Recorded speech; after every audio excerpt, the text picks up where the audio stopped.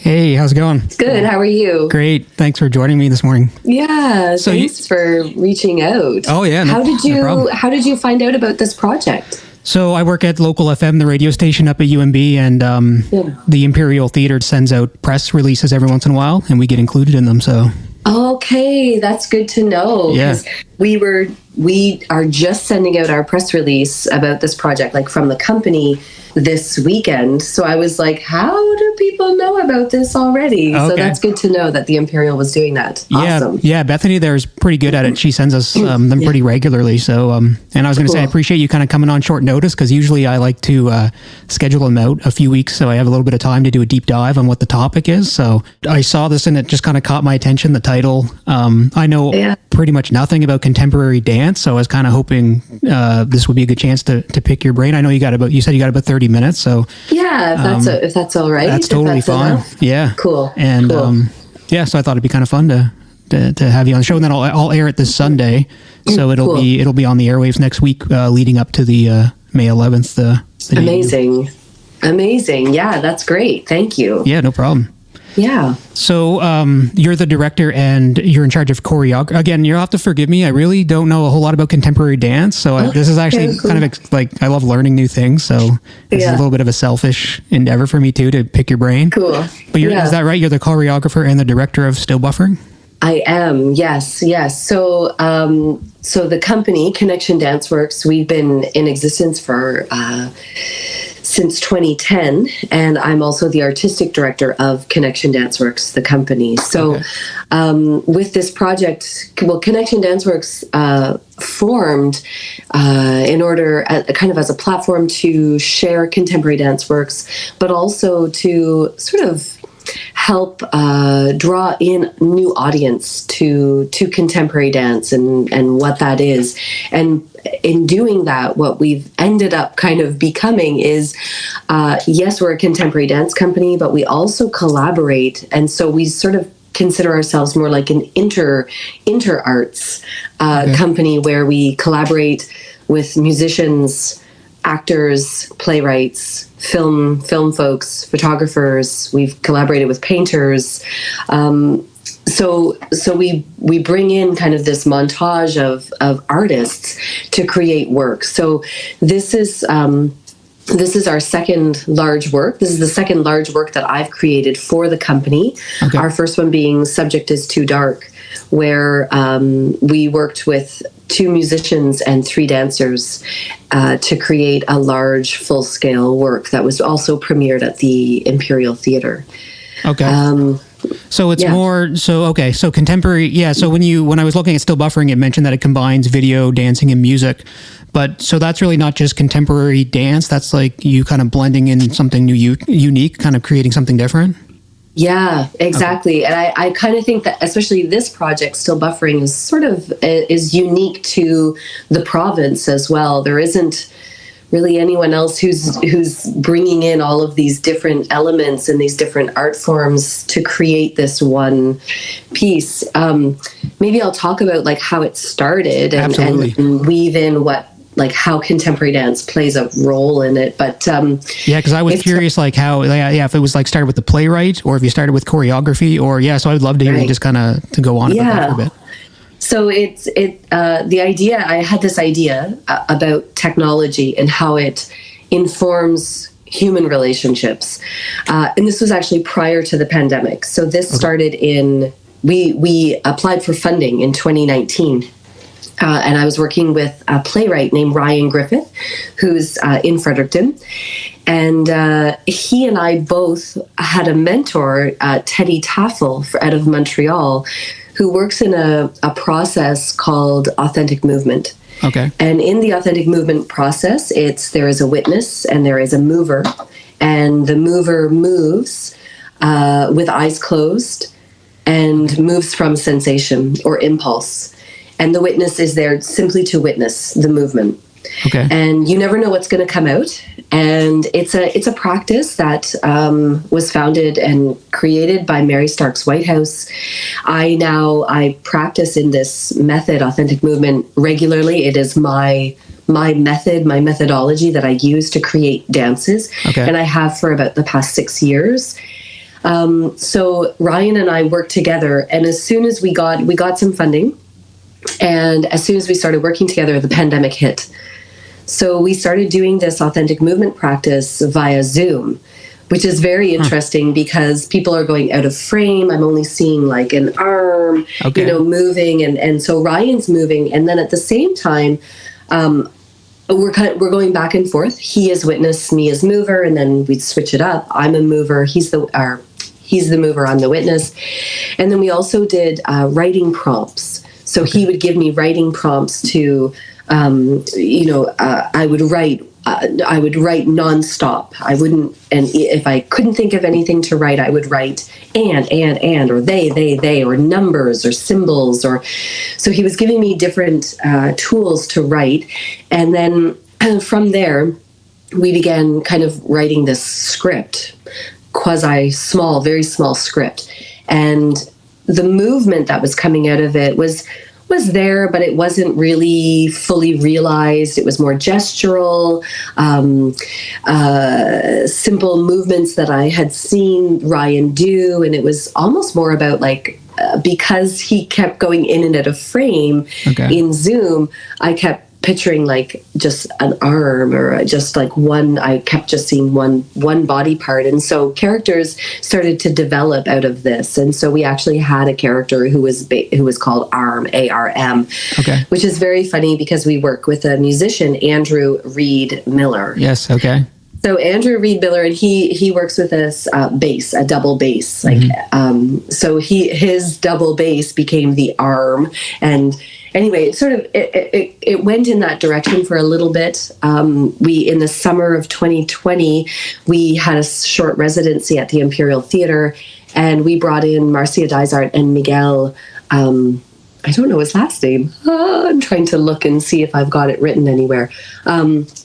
He's an actor out of Moncton. They came to the Imperial, and what Ryan and I had written, what we sort of had directed, we started to base some movements and some writing on them. Okay. And it was very, very impromptu. We called it a workshop. So we were just workshopping some different text and movement ideas, and Andrew was improvising on his bass. Cool. And that became the start of Still Buffering. Then we applied for more funding to further develop the idea. Mm-hmm. And we were still in a pandemic.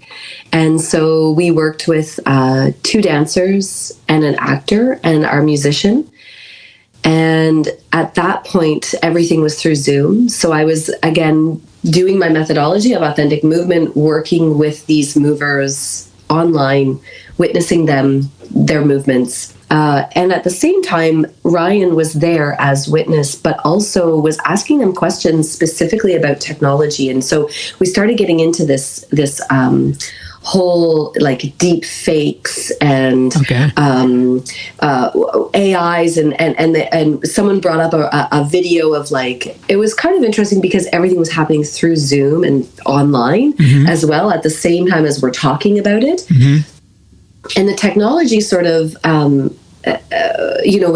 was based on like old technology, like gaming, and Ryan talks a lot about gaming, but then also we went into, what AI and robots are doing, like what actual robots are doing now and how they can actually dance and how you feel like really sorry for the robots and like,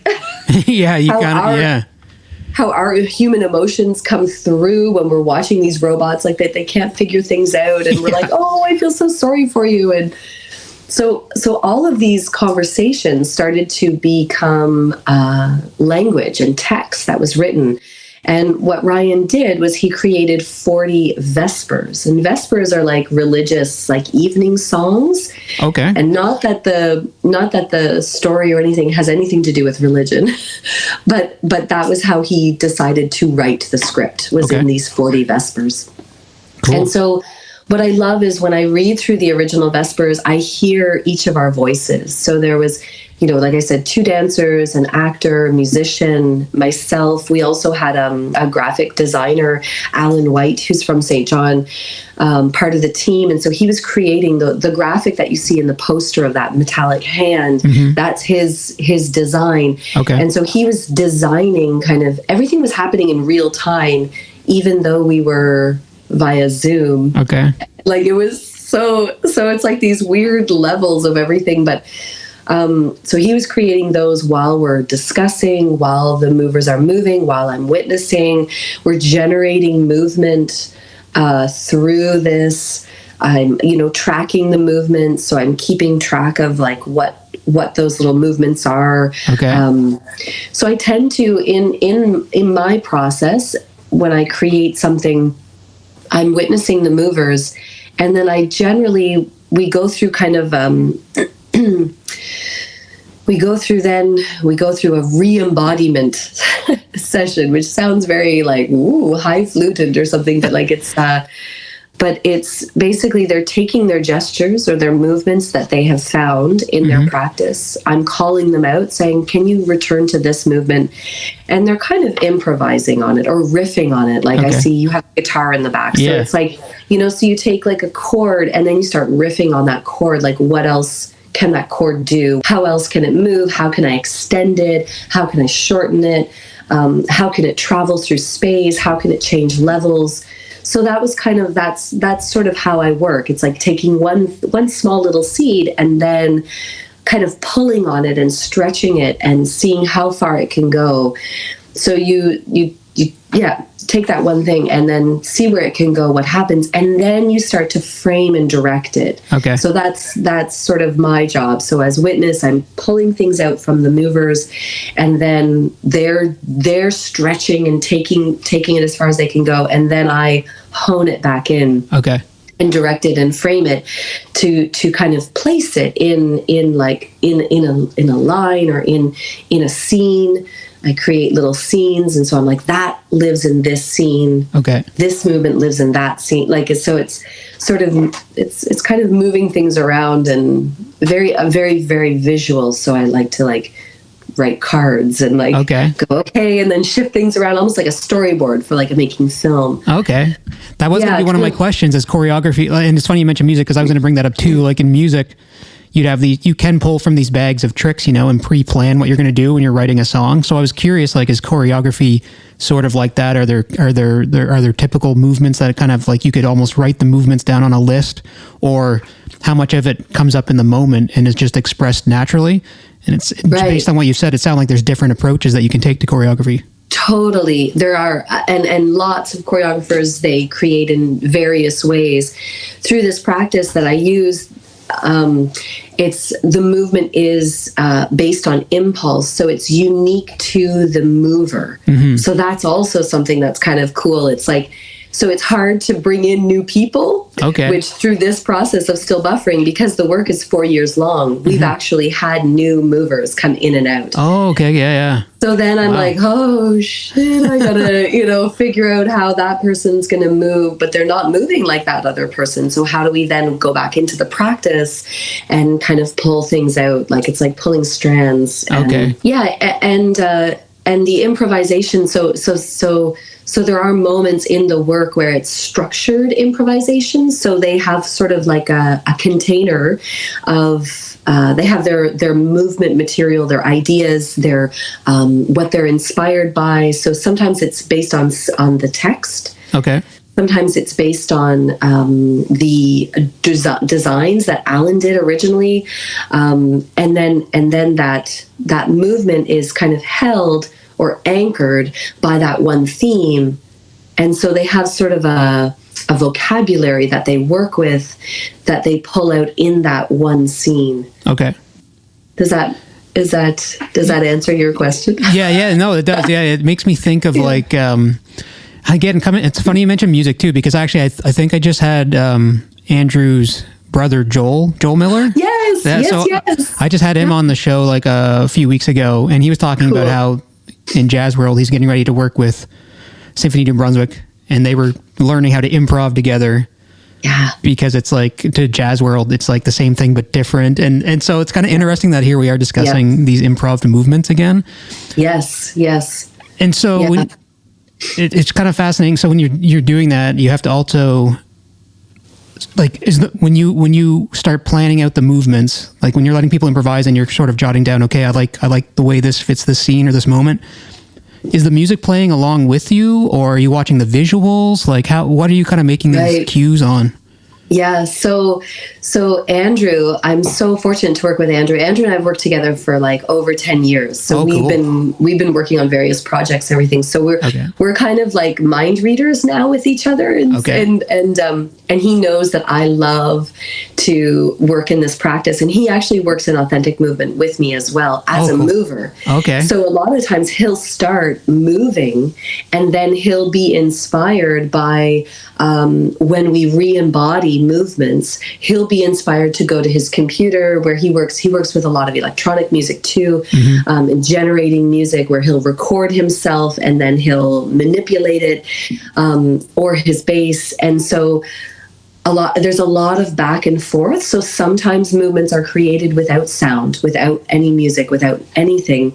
And then other times he'll be playing something and I'll say, "Oh, Andrew, can you bring back that sound, and can you improvise that sound with this movement scene happening at the same time?" Okay. And then we'll see, like, does that work? And so the process is very, very collaborative, and like the movers, I call them movers because they're actors and dancers, they have a lot of say in what we're doing. So it's not just me going, do this, do that. It's very much them going, "Oh, this feels more like it should belong here," or "Can I expand on this?" And maybe that would help with fit into that music cue, or, so we're at a point now with Still Buffering, though, where it's like things are pretty set in stone. Okay. So, and that it's funny because my co-director and the executive director of the company, Joanna Bryson, always jokes with me that I love to live in process. Okay. I love process. Like, I could do this for another 10 years. Uh-huh. But when it gets to the point of like, you got to drive this home, this has to, this is going to be premiered next Saturday. Mm-hmm. Things have to start to like come together and form. Yeah. So we're at that place now. So we are unfortunately done collaborating in that way of the process. Mm-hmm. But that's kind of generally how the music, and sometimes Andrew will come to me and say, "Hey, I worked on this thing. I've got this little bit. I think, let's figure out where it can live." And then we go through the work and go, "Oh yeah, that could go right here." And like, so sometimes he'll come to me with something that he's worked on his own, but it's always been from our work together. Okay. So even though he works on his own, it's still the seed of it was planted in our rehearsal, in the process of the creating. So so it sounds like the projects come together, like they're not in a linear fashion, like the story unfolds at the same time that the movement and music is being discovered. Exactly. So from the 40 Vespers that Ryan created, we have now honed it in, because that's like, I don't know how many pages that is. We would be like a 14-hour show if we were to do all of these Vespers, right? Yeah. So he's kind of honed it down into a shorter script. Okay. And from that script, we've chosen, I think there are 5 monologues. There's 1 conversation. There's a couple of poems. So from those 40, we've brought it down to like under 10 pieces of script. Okay. So they're woven through with movement, with dance.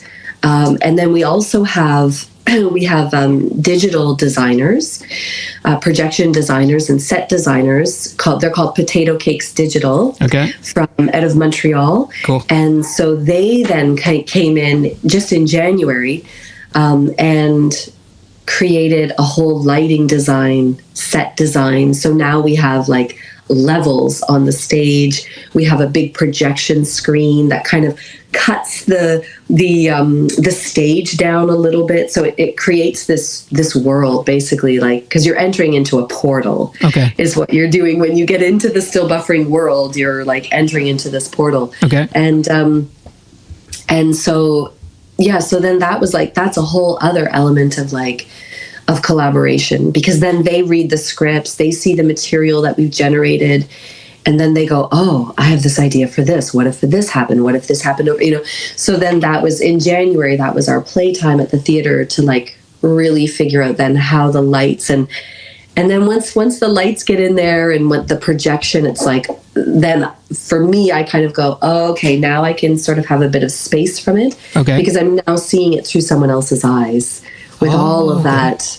Like, it's almost like, to me, it's like the icing, like the lights and the set and the design and where the projection's going and the film. And yeah, it's sort of like the icing on top of everything. So. Okay. So that happened.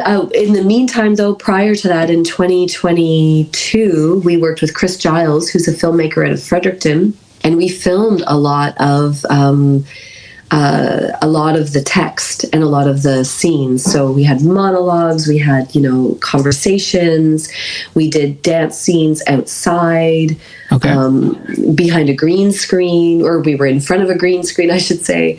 And then those elements, those film elements, then is what Potato Cakes took. And those are also being projected. Okay. Very cool. So it's like a whole cacophony of all different art mediums. Yeah, that's really cool. Exactly. The scripts and the dialogue, is it like dialogue with the movers on stage speaking, or is the speaking happening in the video clips, or? I think there's one moment where it's happening in a video. There's a monologue that happens. It's a video. And then the rest of it is all live on stage. So yeah, so the dancers, fortunately and unfortunately, have to act, and the actors have to dance. So I love the idea of it, of that cross pollination, of the crossing over of disciplines and artists. And with another work that I did, I had musicians who were dancing on stage as well while they were playing. Even so, it was. So I love this idea of, like, it doesn't matter, like, you're an artist, like, let's see what else, let's expand and stretch what you do to cross over, because I just feel that through this method of authentic movement, it becomes possible. It becomes possible for dancers to make sounds and to create a soundscape, and it's possible for musicians to dance and for actors to move. And do you enjoy kind of pushing artists to go outside the comfort zone? Like, do you get like personal joy out of doing that?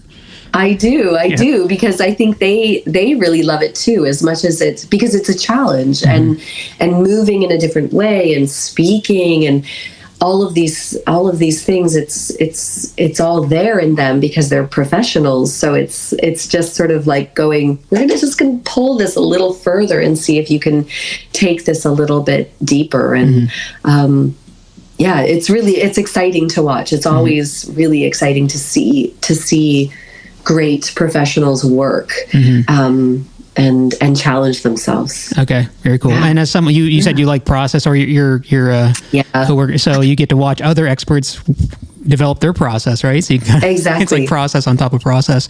Is the music performed live, or is it a recorded?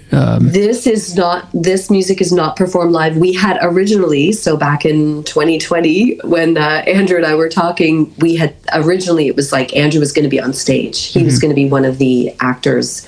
But just within this year, 2023, going into 24, we were like, there's just too much. Like, there's too many elements on stage, and Andrew decided, he was like, no, I just want. So he's recorded everything. Cool. And then he obviously is kind of in charge of, like, the sound, the levels, and how that all blends together, and making sure that all works. And I would have to cue with visual, like video cues and stuff, right? That would be pretty challenging. Yeah. Exactly. It is very challenging. So I think he made the right decision, I think, to not be on stage, so that he can make sure that everything is, I mean, we've hired a stage manager as well and everything. So everybody's looked after, and all the little elements are taken care of. But it's the biggest project that Connection has ever worked on. Okay. The largest cast and crew that we've ever had. Exciting. So there's a lot of moving parts. Okay. A lot of moving parts. Very cool. There's actually, if you don't mind, maybe an Instagram post I came across kind of describes what's still buffering, or as far as I can, like, I thought it was a nice description of what's probably to come. So maybe I could read that to you, and we could just maybe just in the last few minutes talk about the show a little more specifically without giving too much away. Perfect. Yeah, sure. Still buffering combines dance, theater, and film to explore how technology informs human relationships. Influenced by science fiction stories of the past and the current urgency of humanity's dependency on technology, the story follows a power struggle between a mysterious technological force that connects but also over-insulates the characters from deeper intimacy. It's really it's the end of it that really caught me, like the whole connecting but over-insulates. I find that thought process interesting, and also it's kind of interesting because this play or this performance came together over Zoom, over an exact version of that kind of technology that connects but at the same time over-insulates. So maybe is that something you want to just touch on? Yeah. So funny. Because I consider myself a quasi-Luddite. Okay. I'm always learning like new weird things about technology that I'm like, oh, I had no idea. Yeah. You know, like, and it really does. And, you know, at the heart of this project where it started was sort of my feeling that our relationship, even through text and email, that the relationship and the understanding of relationship gets really confused and kind of muddled up when we involve technology. And I think it has everything to do with like our mirror neurons. We're not seeing each other face to face, so we can't read each other's body language. And maybe it's because I'm a dancer and interpreter that I rely so heavily on that. But even through Zoom, or like this kind of, you know, face-to-face through a screen, we have to exaggerate or overemphasize what we're trying to get across in order for the person on the other side of the screen to fully realize our intention. And I feel that prior to Zoom, prior to the pandemic, that I struggled with that, you know, like reading a text, I was always like, what do you mean? Like, okay. What do you like? So I think when I respond to email and text, I put so many exclamation points to like be like, I'm happy about this, or I'm, and I think that then it also, in that over insulating the individual, it just sort of, it alienates us. The technology alienates us because then we're not reading the other person. We're trying to read them through a technology that doesn't really allow us to demonstrate, to show how we really feel.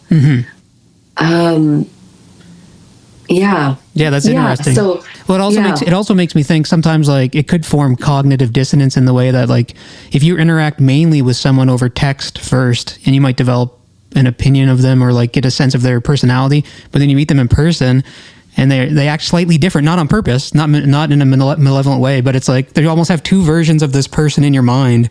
This person now has a split personality, their text-based personality, which you've put on top, you've projected onto them, and then their like actual human personality can be interesting. Exactly. Yeah.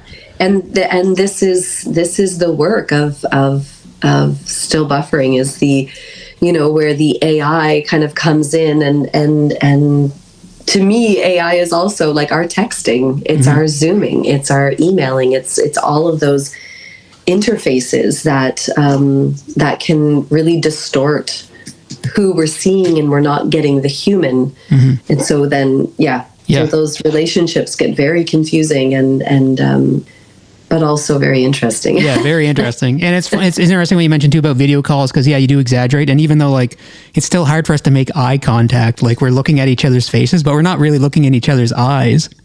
We're kind of like slightly off by just a few degrees here and there. Exactly. Yeah. Yes. Yeah. Exactly. Very interesting. Yeah.